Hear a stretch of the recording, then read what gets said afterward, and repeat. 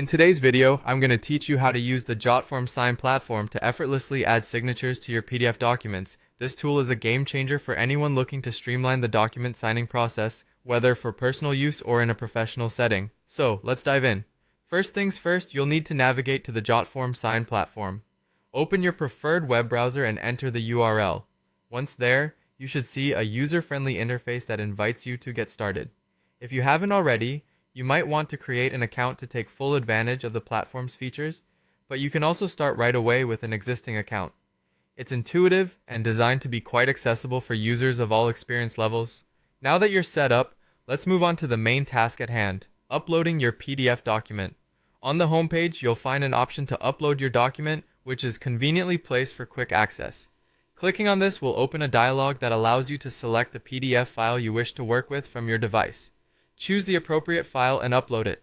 The file size and speed of your internet connection will determine how quickly this step completes, but it's generally quite swift. This step is crucial as it prepares your document for further customization. Once your document is uploaded, the platform will display it in a preview mode. Now it's time to do what we came here for, adding signature fields to your document. Look for an option or a button labeled Add Fields or something similar. Select it, and you'll notice various options you can add to your document. For our purposes, choose the signature field. You can drag and drop it into the appropriate location within your document. Align the signature field precisely where you need it. Proper placement ensures it looks professional and meets any necessary requirements for document completion. The final step is to decide how you'd like to proceed with signatures. The platform gives you the ability to either send the document out for a signature or sign it yourself online.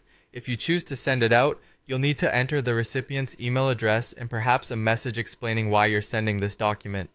The platform usually handles the notification process, so the recipient knows to look out for your document.